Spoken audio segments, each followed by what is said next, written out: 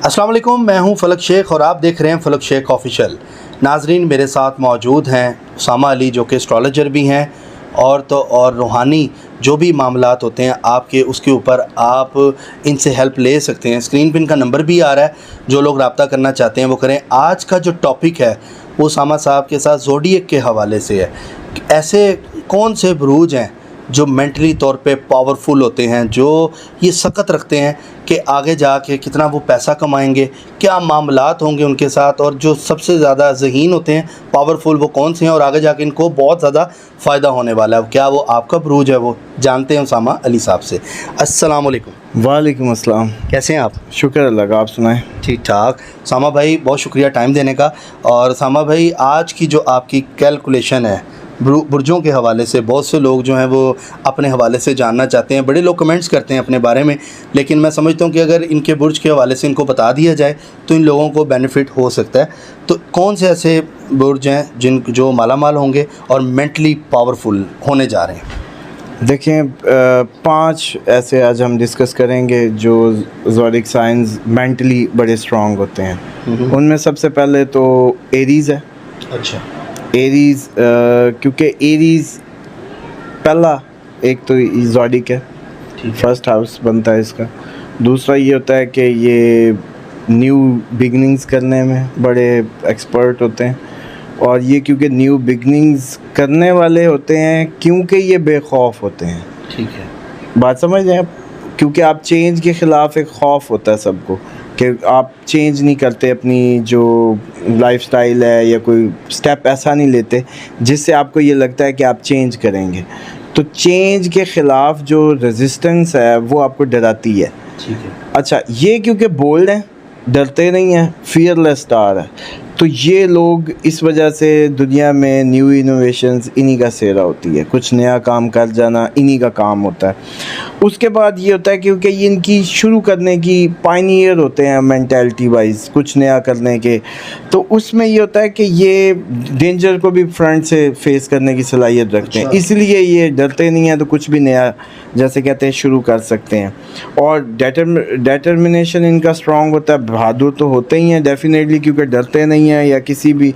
और फिर इनके अंदर ऑब्स्टेकल्स को, आने वाली रुकावटों को बदलने की सलाहियत मौजूद होती है कि उनको अपने अंदर चेंज कर देते हैं, मतलब उसको अपनी फेवर में ले आते हैं।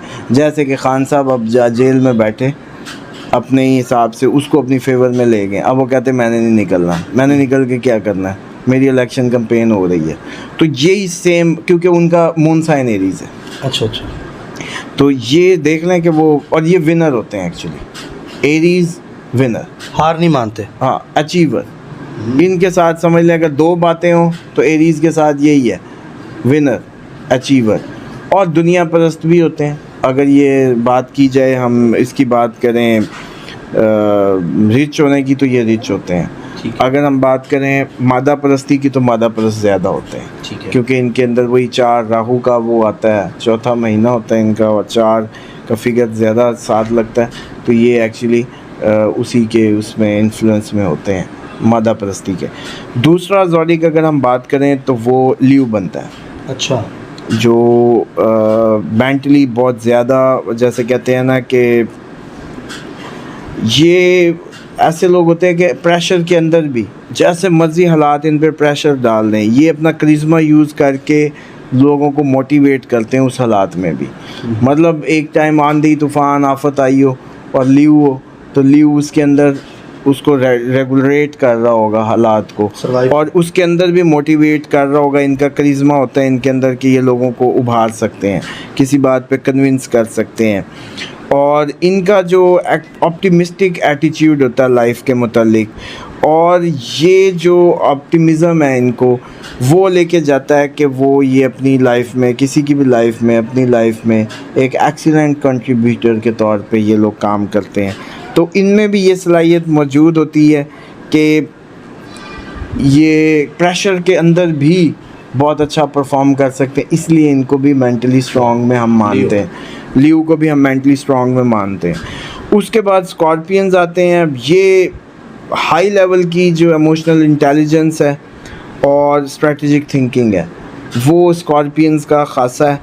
और ये जैसे कहते हैं ना कि इनको खुद एहतसाबी का बड़ा पता होता है, सेल्फ़ अवेयरनेस में बड़े एक्सपर्ट होते हैं, और इसी वजह से ये शायद सेल्फ़ अवेयर होने की वजह से अपने लाइफ के प्रॉब्लम्स को ढूंढने में बड़े ही अच्छे रह जाते हैं। मतलब ये अपनी लाइफ के जो प्रॉब्लम्स हैं उनको अच्छे से ढूंढ सकते हैं। और इसी तरीके से उसी की बुनियाद पे तो ये दूसरा इमोशंस में भी बहुत ज़्यादा, किसी को इमोशनली समझने में बहुत ज़्यादा अच्छी सलाहियत रखते हैं, क्योंकि ये खुद जैसे कहते हैं ना किसी को अपनी जगह पे रख के सोचो, मतलब इस तरीके से हम कहते नहीं होते कि अपना आप मेरी जगह पे रख के सोचो, ये इमोशनली अच्छे, ये डीप इनटू जैसे कहते हैं उसमें जा सकते हैं। उसके बाद कैप्रिकॉर्न आते हैं। कैप्रिकॉर्न आते हैं, ये गोल्स को अचीव करने में हमेशा जैसे कहते हैं बेचैन नज़र आते हैं। और कायद-ए-आज़म भी आपके कैप्रिकॉर्न थे। वैसे तो अब लोग मतलब उस पर वो करेंगे, लेकिन आपके 3 दफ़ा नवाज शरीफ साहब भी जो वज़ीर-ए-आज़म बने हैं कैप्रिकॉर्न में। और डिसिप्लिन्ड होते हैं, नेचर में पेशेंस होता है, और सेटबैक्स को बड़ा ग्रेसफुली ले सकते हैं। ठीक है। अब देखें खान साहब सेटबैक को नहीं ग्रेसफुली ले सकते, उनको हारना आता ही नहीं है, उनके दिमाग में ही हारना नहीं है, वो आखिरी बाजी लगा देंगे, डू और डाई।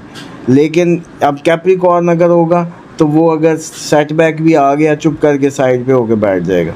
अच्छा। वो ग्रेसफुली उसको जो है ना एब्जॉर्व करेगा अपने सेटबैक को, इज़्ज़त बेइज्जती का या ज़िंदगी मौत का मसला नहीं बनाएगा कैप्रिकॉर्न जो है। साइड पे हो जाते हैं लोग। हाँ। उसके बाद इनकी जो मेंटल स्ट्रेंथ है वो बहुत ज़्यादा होती है, जिसकी वजह से ये जो जैसे कहते हैं ना कि चैलेंजेस जैसे जैसे आते जाते हैं ये फिर भी आगे बढ़ते जाते हैं जो कैप्रिकॉर्न जो है। इसलिए ये जो है समझ लें कि अच्छे अचीवर बनते हैं। और कायद-ए-आज़म का भी आपने देखा कि उन्होंने कितने लोग थे लेकिन सेहरा उनके साथ सजा बतौर कैप्रिकॉर्न। उसके बाद जो 5वां स्ट्रॉन्ग, मेंटली स्ट्रॉन्ग जो ज़ोडिएक माना जाता है वो है एक्वेरियस। अच्छा। एक्वेरियस को तो मैं खैर समझता हूँ कि सबसे ज़्यादा स्मार्ट भी यही लोग होते हैं। मतलब देख के ही आप कहते हैं कि हाउ स्मार्ट यू आर, तुम बड़े सियाने लगते हो। सियाने लोग जैसे होते हैं ना, सियाने सिर्फ इनको देख के लगता है कि ये बहुत सियाने हैं। कोई नज़र आए सियाना तो समझ जाए एक्वेरियस है। एक्वेरियस है, आंखों में चमक हो, स्मार्ट हो, आपको देख के ही ज़हीन ज़हीन सा लग रहा हो, या आपको देख के ही लगे कि ये जो है बड़ा सियाना है, तो वो एक्वेरियस होने के चांसेस होंगे। और इसी तरीके से ये भी, इनकी भी जो मेंटल वो है, ये ओरिजिनल होते हैं, इनके विजनरी वो व्यू पॉइंट होते हैं। और इनकी जो जैसे कहते हैं ना चेंज के लिए अगर कोई आइडिया है तो ये इसको वाइडली उसको वेलकम करते हैं। ठीक है। और ये एक ख़ास रिवायती अंदाज से, कन्वेंशनल थिंकिंग स्टाइल से हट के भी सोचते हैं चीज़ों को, जिसकी बुनियाद पे इनकी जो जैसे कहते हैं ना कि इनके अंदर भी फ्लेक्सिबिलिटी इतनी होती है कि ये भी एडवर्स हालात में मेंटली जैसे कहते हैं कि कुछ भी एडवर्स सिचुएशन बन जाए तो ये उसको फेस करने के लिए अपने आप को उसके मुताबिक ढालने की सलाहियत रखते हैं। तो ओवरऑल ये मैं समझता हूँ कि ये जो 5 ज़ोडिएक्स हैं ये वो हैं जो दिमागी तौर पे सबसे ज़्यादा स्ट्रॉन्ग माने जाते हैं। ठीक हो गया। अच्छा, इनमें से जो बाकी ज़ोडिएक साइन है उनके बारे में क्या, वो दिमागी तौर पे सही नहीं होते? उसमें आपका मेरा भी है सेजिटेरियस। देखें वो जो स्ट्रेंथ इनके पास है वो हमारे पास नहीं होती। अच्छा। हाँ जी, उसमें ये नहीं है कि अब हम मतलब अपनी उसकी बात करते जाएं, हमारी रूहानी और नॉलेज और जैसे कहते हैं लक और डेफिनेटली उसके हिसाब से। बल्कि मैं आपको उसका बता दूं कि 2024 जो है सजिटेरियस के लिए लकी आने वाला है। अच्छा। अकेला सजिटेरियस जैसे कहते हैं सबसे ज़्यादा 2024 को एंजॉय करेगा। वाह वाह। और वैसे अगर बात की जाए रिच होने की तो रिच में जो सबसे ज़्यादा रिच स्टार्स होते हैं उनमें लिब्रा, पाइसिस, एरीज और टॉरस। अच्छा। तो नेक्स्ट हम इस पे कोई डिटेल जैसे आज इस पे की है तो नेक्स्ट इस पे भी रिच स्टार्स पे भी आप कर सकते हैं वीडियो के लोग अपनी इसमें जो है वो देखें इंशाल्लाह। नाज़रीन, आपने देखा बड़ा ही मुनफरिद और यूनिक टॉपिक आज हम लेकर आए थे ज़ोडिएक साइंस के हवाले से। आप लोग, बहुत से लोग ऐसे हैं जो कर्ज़ों में डूबे हुए हैं लेकिन टेंशन में होते हैं कि पता नहीं कब अच्छा वक्त हमारा आएगा। तो ये देखें कि इस तरह के टॉपिक्स करने से आपको ये आइडिया हो जाता है कि अगर आपका साइन ज़ोडिएक ये है तो आपके मामलात बेहतर होने जा रहे हैं। लेकिन फिर भी आपको कोई गिला शिकवा या कोई होता माइंड के अंदर कुछ चीज़ रह गई हो, तो इस तरह की चीज़ें आप चाहते हो कि जी पर्सनल कंसल्ट भी करना चाहिए, तो स्क्रीन पे नंबर आ रही है, उसामा साहब का नंबर है, इस पे आप रब्ता करें और अपना पर्सनल जो बर्थ चार्ट है वो आप इनसे बनवा सकते हैं। और आपको अल्लाह ताला इसका मतलब कि आपको फ़ायदा भी देगा और आपको ये अच्छे से बताएंगे कि किस तरह आपने चलना है। और बिज़नेस के हवाले से कोई लोग अगर टेंशन में हैं, जी बिज़नेस कंसल्ट करना चाहते हैं कि हमारा ज़ोडिएक ये है, हम ये कौन सा बिज़नेस करें, तो वो भी आप उसामा साहब से रब्ता कर सकते हैं, आपको बड़ी अच्छी रहनुमाई उसमें देंगे। क्यों उसामा भाई? हाँ जी, उसमें एक और चीज़ भी बता दूं कि बिज़नेस की सिर्फ ये एस्ट्रोलॉजी के हवाले से लोग समझने लग जाते हैं बिज़नेस, क्योंकि मैं actually as a general manager companies head कर चुका हूँ। अच्छा। और एज ए सेल्स हेड पूरा मैंने एक बड़े पोर्टफोलियो को देखा है, तो इसलिए plant, production, sales team, hiring और ये एचआर और पॉलिसीज़, इसमें एक्चुअली जो बिज़नेस कंसल्टेंट की बात होती है ना, तो वो मैं प्रोजेक्ट्स करता हूँ।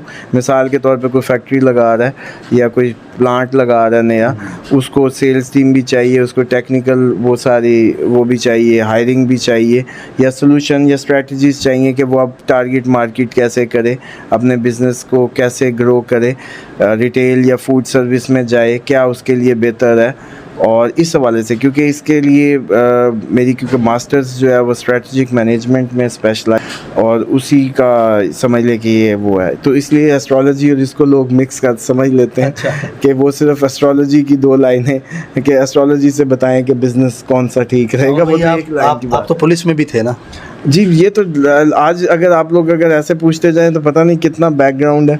तो मुझे तो ये लगता होता है कि जब इतनी आप जैसे कहते हैं वाइब्रेंट लाइफ गुजारते हैं विद फुल ऑफ एक्सपीरियंसेस, तो फिर ही जाके आप इस काबिल होते हैं कि आज अल्हम्दुलिल्लाह मैं अगर अल्लाह ताला का ये ख़ास फजल है इस एज में कि बहुत अच्छे समझता हूँ कि एक जानदार ज़िंदगी और वक्त से पहले फ़ेम और हर चीज़ को एंजॉय कर रहा हूँ, लेकिन उसके पीछे भी जैसे कहते हैं ना कि वो रास्ता है जिससे गुज़र के आया हूँ, उसमें भी कई लाइफ के फेजेस हैं और कई एक्सपीरियंसेस हैं। पुलिस में कितना अर्सा रहे थे, अगर नाजरीन को थोड़ा सा बताना चाहें? हाँ, पुलिस का जो मेरा क्योंकि बचपन था, मैं जस्ट अभी जवान ही हुआ था, तो ये मेरा ख्याल है कुछ 4-4.5 साल का टाइम था। उसके बाद मैं यूके चला गया, तो यूके में मैंने मास्टर्स की और वहाँ भी काफ़ी जैसे ऑड जॉब्स होती हैं, पिज़्ज़ा शॉप्स पे, रिटेल पे, अपनी एक मोबाइल शॉप, तो इस तरह डिफरेंस काम करते रहे हैं जैसे जैसे ज़िंदगी में आते गए। क्या बात है। नाज़रीन, उसामा अली साहब की आपने बातें सुनी और आई होप आपको काफ़ी यानी कि नॉलेज भी मिला होगा और अपने बुर्ज के हवाले से आपको फ़ायदा भी हुआ होगा।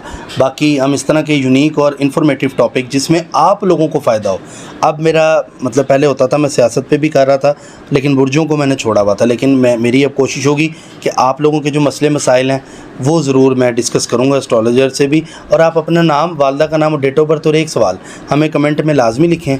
जो कोई मतलब चाहता है कि जिस स्क्रीन पे उसका नाम लेकर पूछा जाए वो भी हम आपको यहाँ पे जवाब देंगे और बताएंगे कि आपके साथ क्या मसला है। हाँ, टाइम ऑफ बर्थ भी आपने लिखनी है जो एग्जैक्ट आपको पता हो, तो उसामा भाई जो है ना बेहतरीन और एक्यूरेट आपको बता सकते हैं। बाकी स्क्रीन पे नंबर रब्ता आप कर सकते हैं। जो करता है अल्लाह करता है, अल्लाह जो करता है वो बिल्कुल ठीक करता है।